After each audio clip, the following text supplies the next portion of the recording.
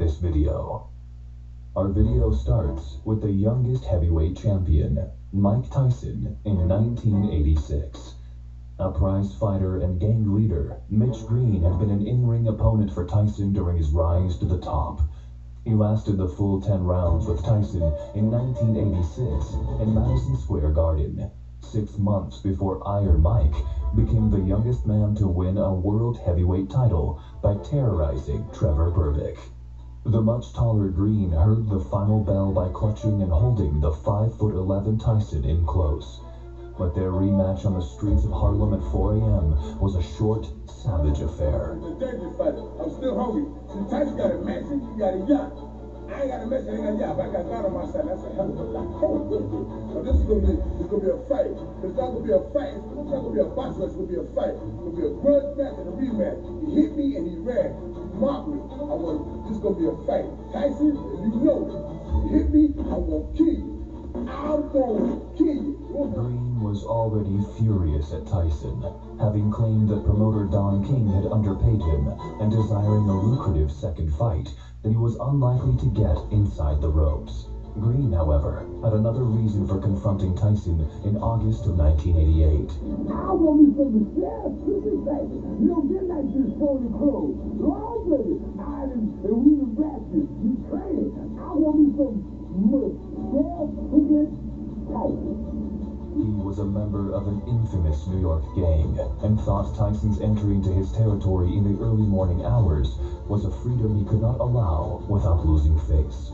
Tyson was in Harlem to visit a clothing shop called Dapper Dan's to pick up an $850 white leather jacket. At this point, Green, who had been told of Tyson's presence, stormed into the shop bare-chested and spitting insults at his sworn enemy. 11 o'clock that afternoon, morning, and I fitted for some clothes.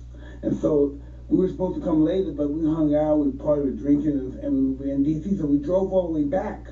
And so we came back, so let's go up there and get my clothes. We went in there, I got my clothes. We were all laughing. Walter Berry was in there. We were all having a ball. Everybody was laughing. So my back is turned to me, but everybody's laughing. And all of a sudden, everybody stopped laughing. And I'm talking stuff. Yeah, these bitches, can you imagine that shit? I wouldn't give up. I turned around, Mitch Green to this motherfucker. These guys.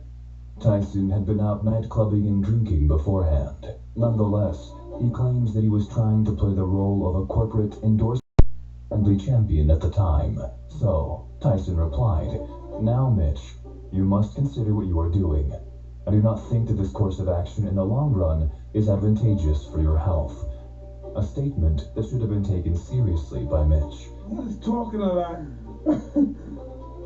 He was just talking a lot, and I really thought he was grabbing for my pocket, trying to pull my pockets out, because if he rip my pack, all the money will fall. But I won't have a chance to get my money. I have to fight this cat, right? And then my money's to the wolves. So anyway. What followed was an undeniably violent beating. Tyson claims it started when Green ripped his shirt pocket, forcing him to retaliate. Green's version is that Tyson turned his reins around, then sucker punched him. Right? I didn't want to listen.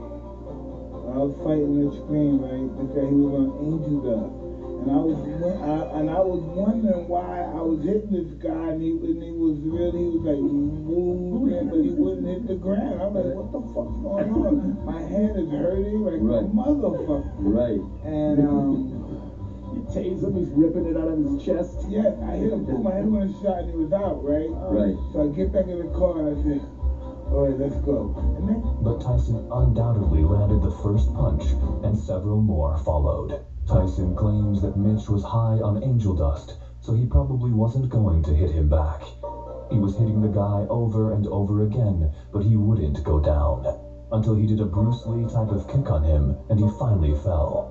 However, as Tyson and his driver headed to their car, a zombie-like Green popped. Tyson put Green down again, but when he tried to make his good escape in his Rolls Royce, his driver told the champ that they could not move, as Green was under the wheels. Blood got up once again and tore off one of the car's wing mirrors, further enraging Tyson. This time, Tyson got out of his limousine and landed his signature punch and an uppercut. This time, Green fell straight to the concrete.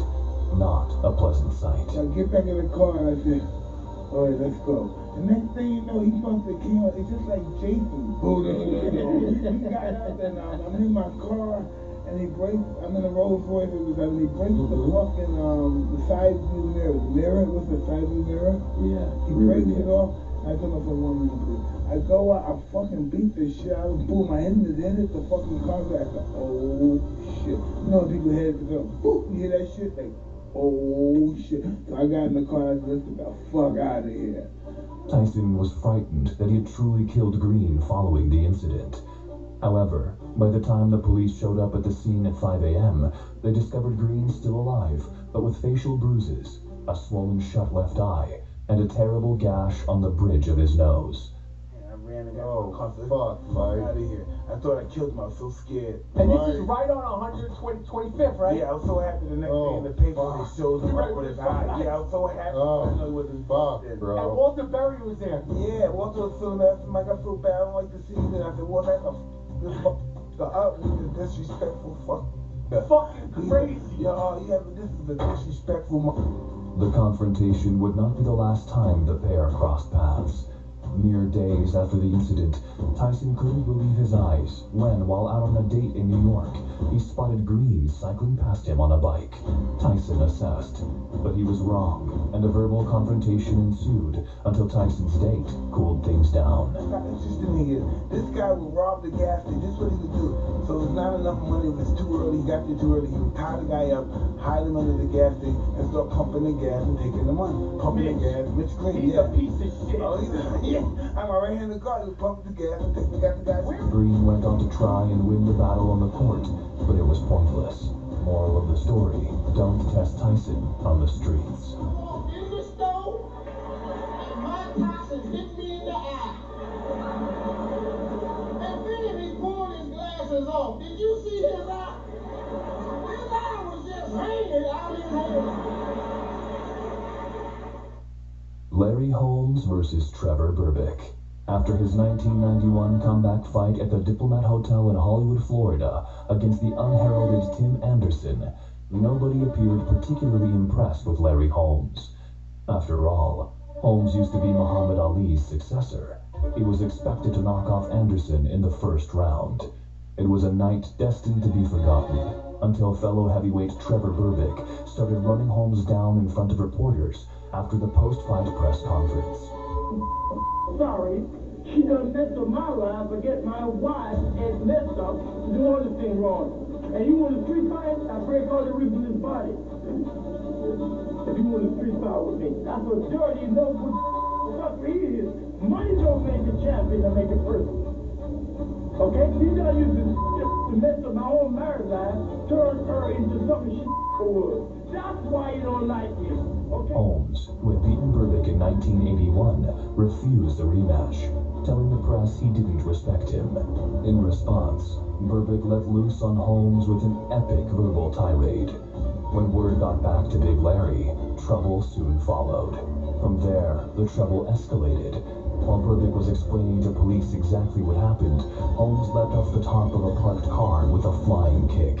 Caught on videotape, it immediately replaced any of his boxing achievements as Holmes' most memorable moment. We're out there to check out the action. It's like Berbick's complaining to reporters. I think there was an altercation out in the parking lot. There's a cop with him and the reporters. And he's saying that Larry Holmes attacked him, and look at this, oh my God! Larry Holmes is a swan dive off the top rope. Looks like something out of the WWF, and he's attacking Trevor Berbick right there at the valet parking ramp. And I think people have separated the two former heavyweight champs. There's some loud words going on out there. A growing conflict between two former heavyweight champions. Oh my God, Trevor Berbick. Sometimes, a man has it coming. Saying to me in the press conference. Saying what?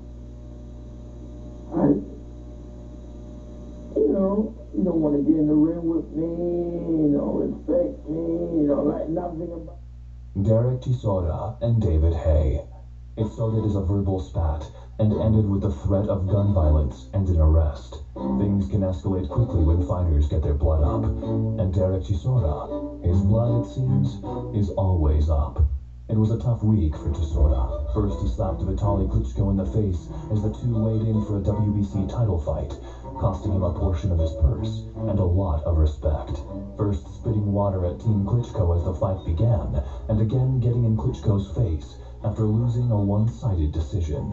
However, that is not the reason he made it into this video. That happened after the fight, when fellow boxer David Haye, looking to return to the ring, engaged both Chisora and the Klitschko camp in playful banter from the back of the room at the press conference. I agree with everything. Why you not fighting now? Excuse me.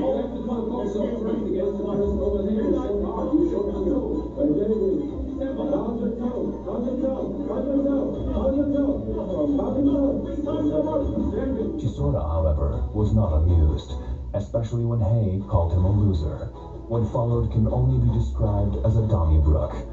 Glass bottles, tripods, and fists flew.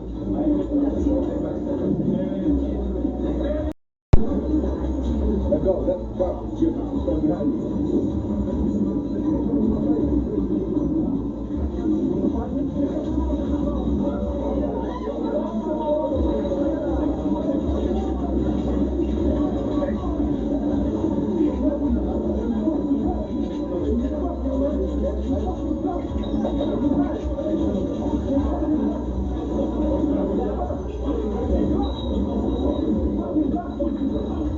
A distraught Chisora was ready to take things further.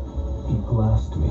I swear to God, David, I'm going to shoot you, is what Chisora screamed. I swear to God, David, I'm gonna fucking shoot you. I'm going to shoot. I'm going to shoot David Haye. Listen, I'm going to physically shoot David Haye. He fucking glassed me. As Chisora was led from the building, Hayes got the last word, referencing his rival's 3 consecutive losses in the ring. Floyd Mayweather, the last person you would expect to make a scene outside. From a person like him, you would expect other people to clear out his mess. But that was not the case in 2014, when Floyd Mayweather got into an ugly altercation with rapper T.I. over his involvement with the latter's wife, Tiny. The two came to blows in a Las Vegas restaurant and had to be separated by their respective entourages. While Floyd Mayweather has been associated with a lot of heated rivalries throughout his career, this was the first time he got physical outside the ring. T.I. caught up with the famous boxer in a Fatburger restaurant on the Las Vegas Strip, and chaos almost immediately broke out. Witnesses claimed that T.I. charged at Mayweather after exchanging a few words. Both of their entourages had to break up the fight.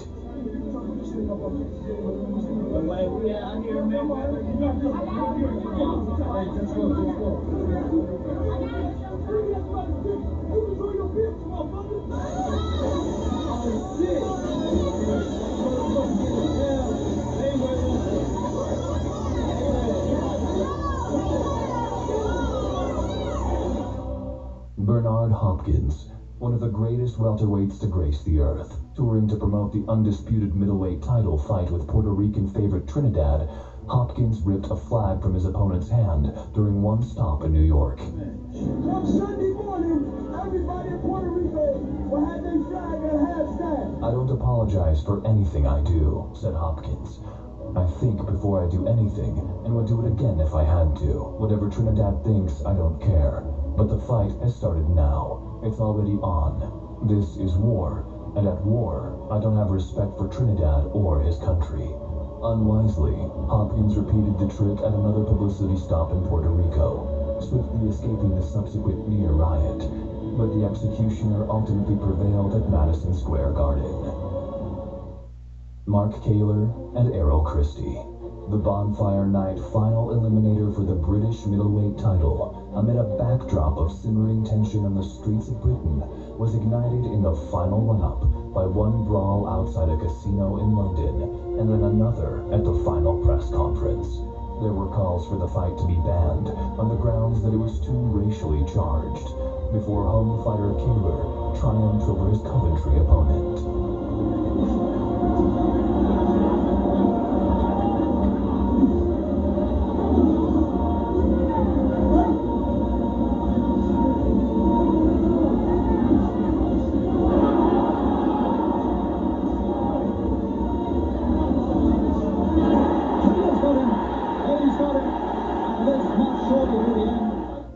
This was our list for the top moments in boxing that none of us had the opportunity to see.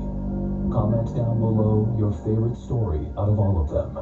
You don't play boxing, neither on the inside of the ring nor on the outside.